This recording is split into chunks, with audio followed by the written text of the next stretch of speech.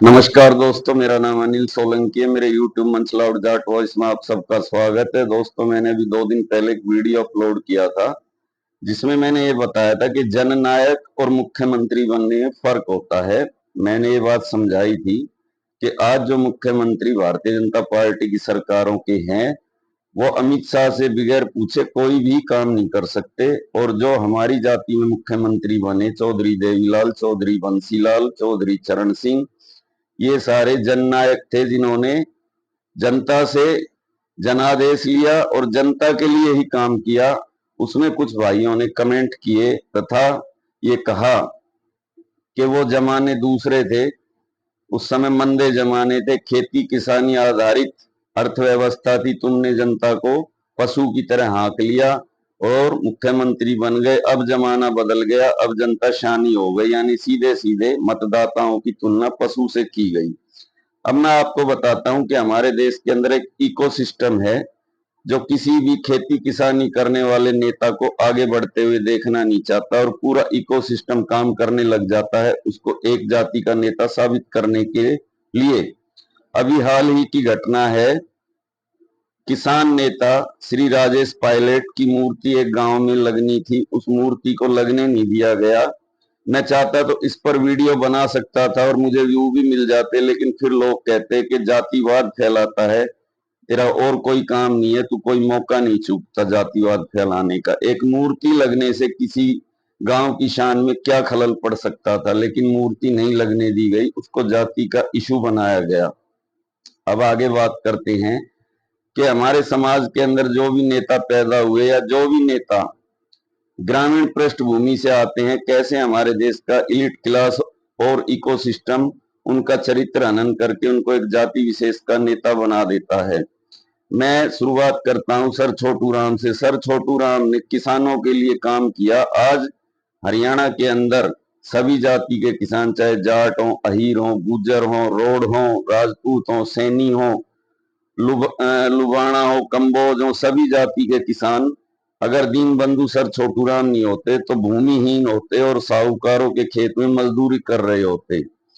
दीन बंधु सर छोटू राम ने जिन किसानों की हालत बंधुआ मजदूर से भी बदतर हो गई थी, अपनी ही जमीन पर मजदूर बन गए थे, उनको आजादी दिलवाई, लेकिन उनके ऊपर यह ठप्पा लगाया गया कि वो खाली जाटों के लिए काम करते थे, जाटों के ही नेता थे। चौधरी चरण सिंह, जो काम दीन बंधु सर छोटू राम ने आजादी से पहले किया, उस काम को चौधरी चरण सिंह ने आजादी के बाद आगे बढ़ाया। उन्होंने जब वो उत्तर प्रदेश के मुख्यमंत्री बने तो जमींदारी उन्मूलन कानून पास करवाया तथा उन जातियों के पास जिनके पास जमीन नहीं थी उनको जमीन का मालिक बनाया। आज आप पश्चिमी उत्तर प्रदेश के अंदर जाकर देख सकते हैं कि वहां दलितों के पास भी जमीन है, लेकिन उनके ऊपर भी ये ठप्पा लगा दिया गया कि वो भी केवल जाटों के नेता थे, जबकि वो एक पक्के आर्य समाजी थे, ग्रामीण पृष्ठभूमि से आते थे, खेती किसानी की बातें करते थे। उन्होंने अपने सारे बच्चों की शादी अंतरजातीय करी, अपने सभी बच्चों को उन्होंने दूसरी जाति में ब्याया और वो जातिवाद के एकदम घनघोर विरोधी थे, लेकिन उनके ऊपर भी ये ठप्पा लगा दिया गया कि वो एक जाति के ही नेता थे। चौधरी देवीलाल की अगर बात करें, चौधरी देवीलाल ने उस समय जब पंजाब और हरियाणा एक ही राज्य होता था और बहुत बड़ा राज्य था, उस उस समय चौधरी देवीलाल 3 बार पंजाब विधानसभा के मेंबर बने और पंजाब प्रदेश कांग्रेस के अध्यक्ष भी बने। लेकिन जब उन्होंने ये देखा कि हरियाणा जो पंजाब का हिस्सा था वो बहुत ही पिछड़ा हुआ इलाका है, तो उस हरियाणा को उन्होंने अलग राज्य बनाने के लिए पुलिस की लाठियां खाई, जेलों में भी गए और हरियाणा को पंजाब से अलग राज्य बनवाया। अगर हरियाणा और पंजाब एक ही राज्य रहते तो आज ये जाट और गैर जाट का कोई मुद्दा ही नहीं बनना था। पंजाब राज्य के अंदर ये मुद्दा आज भी नहीं बनता। वहां 1 दर्जन मुख्यमंत्री जाट जाति के बन चुके हैं, लेकिन वहां जाट गैर जाट की कोई राजनीति नहीं है। लेकिन चौधरी देवीलाल ने हरियाणा को अलग राज्य इसलिए बनवाया था कि ये पिछड़ा हुआ इलाका था। उनको ये नहीं पता था कि इसके 50 साल के बाद हरियाणा के अंदर वो राजनीति होगी जो आज हो रही है। चौधरी बंसीलाल ने इस पिछड़े इलाके को विकसित राज्य बनाया और विकसित राज्य बना के उन्होंने यहाँ पर सड़कों का, नहरों का, नदियों का जाल बिछाया, इंफ्रास्ट्रक्चर का जाल बिछाया। उसके बावजूद उन पर भी एक ही जाति का नेता होने का आरोप लगाया जाता है। पिछले वीडियो में मैंने आपको बताया कि हमारे समाज से आने वाले जितने भी नेता थे उन्होंने जनता से जनादेश लिया, कई कई बार जनादेश लिया। कुछ लोगों ने कहा कि मैंने उस वीडियो के अंदर चौधरी भूपेंद्र सिंह हुड्डा, चौधरी भजनलाल, मास्टर हुकम सिंह और डॉक्टर साहब सिंह वर्मा का नाम नहीं लिया। उनका नाम मैंने इसलिए नहीं लिया कि वो जनता द्वारा चयनित मुख्यमंत्री नहीं थे, वो अपनी पार्टी के हाईकमान द्वारा नॉमिनेट मुख्यमंत्री थे, इसलिए मैंने उनका जननायक की लिस्ट में नाम शामिल नहीं किया। अब मैं आपको थोड़ा सा डिटेल में बात को समझाता हूं, आप मेरी बात को गौर से सुनना, उसके बाद आप कमेंट करके आप स्वतंत्र हैं, अपनी राय दे सकते हैं। अगर मेरी बात से आप सहमत नहीं है तो भी, और सहमत है तो भी, आपकी अपनी राय है, मेरी अपनी राय है। मैं आपको बताता हूं कि जब पंजाब और हरियाणा और पाकिस्तान का पंजाब ये एक राज्य होता था तो इसमें मुसलमानों की आबादी सबसे ज्यादा थी। उस समय 1937 की बात है। यहाँ पर यूनियनिस्ट पार्टी का गठन किया था दीनबंधु सर छोटूराम ने, और यूनियनिस्ट पार्टी ने भारी बहुमत के साथ मोहम्मद अली जिन्ना की पार्टी मुस्लिम लीग को चुनाव हराया था। कांग्रेस ने भी चुनाव लड़ा था, मुस्लिम लीग ने भी चुनाव लड़ा था और यूनियनिस्ट पार्टी ने भी चुनाव लड़ा था। और यूनियनिस्ट पार्टी की सरकार पंजाब के अंदर बनी थी और जो विधायक दल का समर्थन था वो दीनबंधु सर छोटूराम के पास था।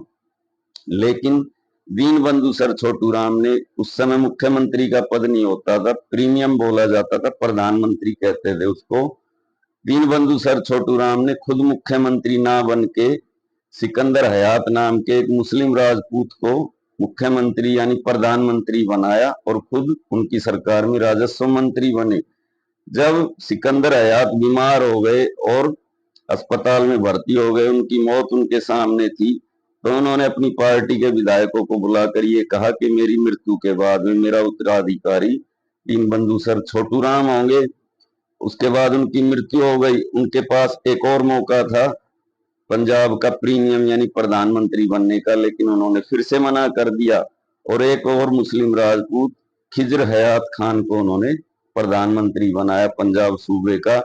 खुद वो राजस्व मंत्री रहे तथा उस समय जो किसानों की हालत थी पंजाब के अंदर, पूरे किसान 36 जाति के साहूकारों के चंगुल में फंसे हुए थे, कर्जे के मकड़ जाल में फंसे हुए थे, सबकी जमीनें साहूकारों के पास गिरवी रखी हुई थी। तब उन्होंने ये कानून पास करवाए पंजाब की विधानसभा के अंदर के साहूकारों के जितने बही खाते सब झूठे हैं, इनकी कोई कानूनी मान्यता नहीं है, और जो भी इन्होंने अंगूठे अनपढ़ किसानों से लगवाए वो सब फ्रॉड हैं, और सब किसानों की जमीनें मुक्त करवाई तथा ये कानून पंजाब विधानसभा के अंदर बनवाया कि कृषि से संबंधित जितनी भी चीजें हैं, चाहे किसान का खेत है, चाहे उसका हल है, उसका बैल है, उसकी नीलामी नहीं होगी।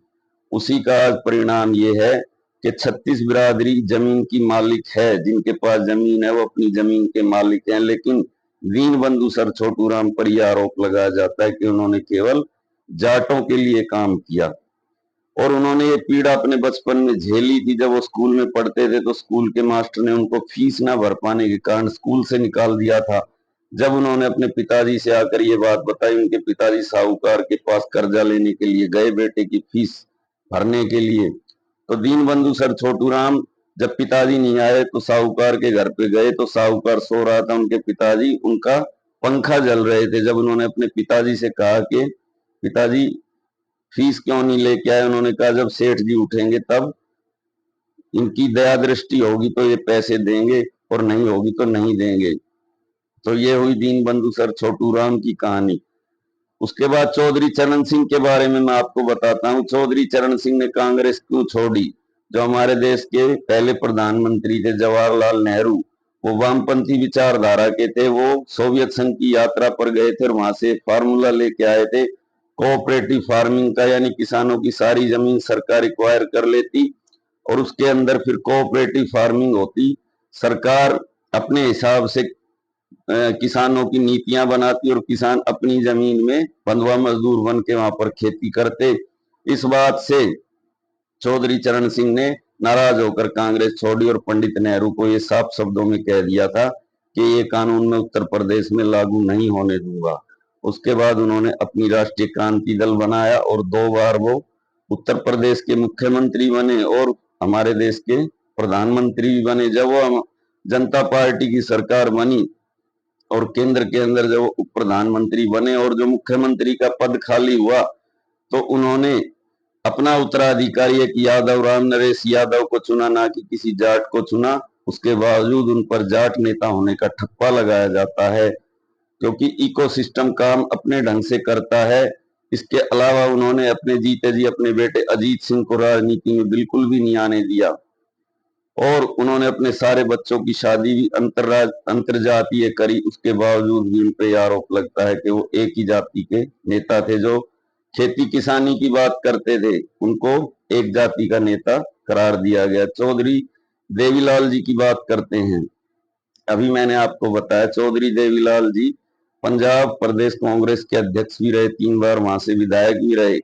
उन्होंने सरकार के खिलाफ आंदोलन करके अलग हरियाणा प्रदेश बनवाया ताकि ये पिछड़ा हुआ इलाका भी कुछ तरक्की कर सके। 2 बार जनता से जनादेश लिया, एक बार 75 सीटें ली, दूसरी बार 85 सीटें ली और हमेशा खेती किसानी की बातें करी। आज जो हरियाणा के अंदर 3000 या 3500 रुपए पेंशन लोगों को मिलती है, इस पूरे देश के अंदर मिलती है, हरियाणा में मेरे ख्याल 3000 रुपए पेंशन है। वो सबसे पहले हरियाणा में लागू करने वाले चौधरी देवीलाल थे, जो 36 बिरादरी के लोगों को मिलती है।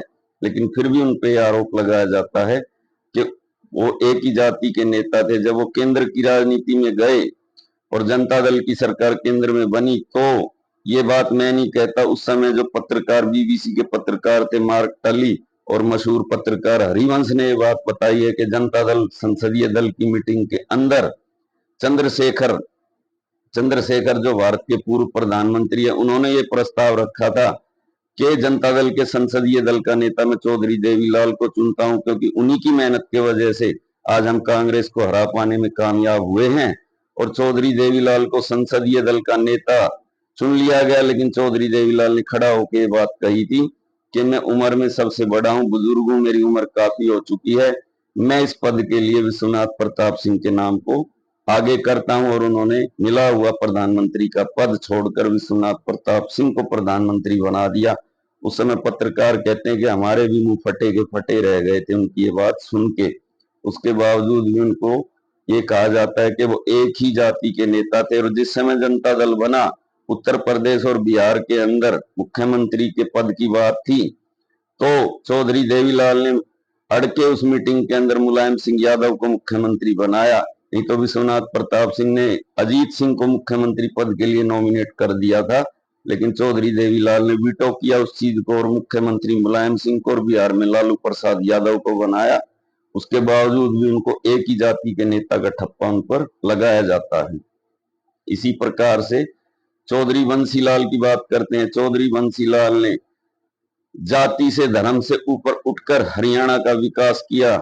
हरियाणा जिस समय पंजाब से अलग हुआ, बुंदेलखंड से भी पिछड़ा हुआ इलाका था। चौधरी देवीलाल तो सत्ता में हरियाणा बनने के बाद में 10-12 साल बाद सत्ता में आए, लेकिन चौधरी बंसीलाल अलग हरियाणा बनते ही कुछ साल बाद ही मुख्यमंत्री बन गए थे।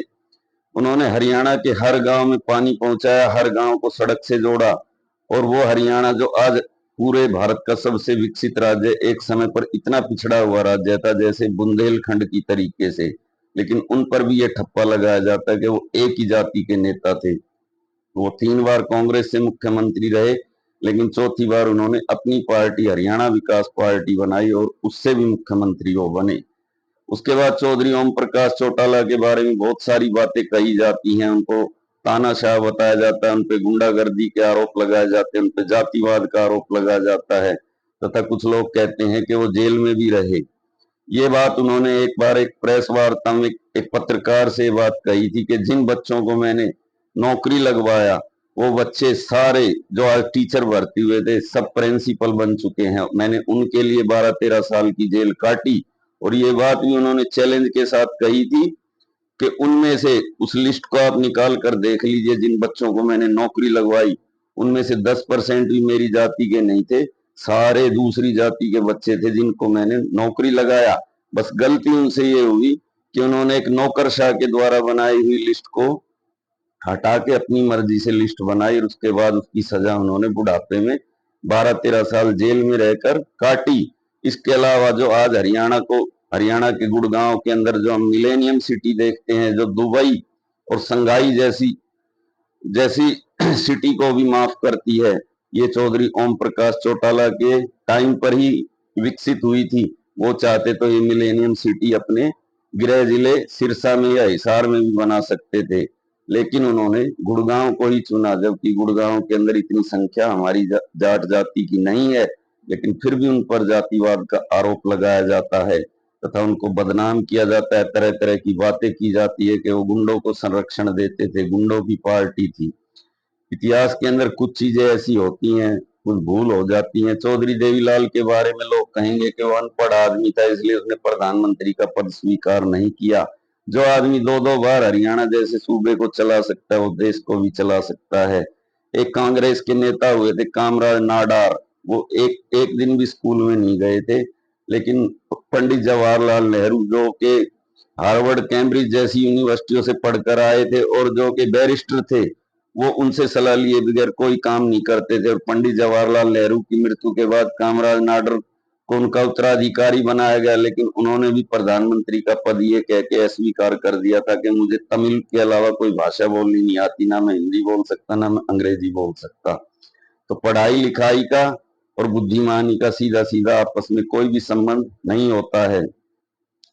तो मेरे भाइयों, आज का वीडियो बहुत लंबा हो गया, मैं वीडियो को यहीं पे समाप्त करता हूँ। वीडियो कैसा लगा कमेंट करके बताएं। जो भाई अभी मेरे चैनल से जुड़े हैं चैनल को सब्सक्राइब करें। धन्यवाद भाइयों, आप सबका दिन शुभ हो। मैं आपका भाई अनिल सोलंकी आज का वीडियो यहीं पर समाप्त करता हूँ।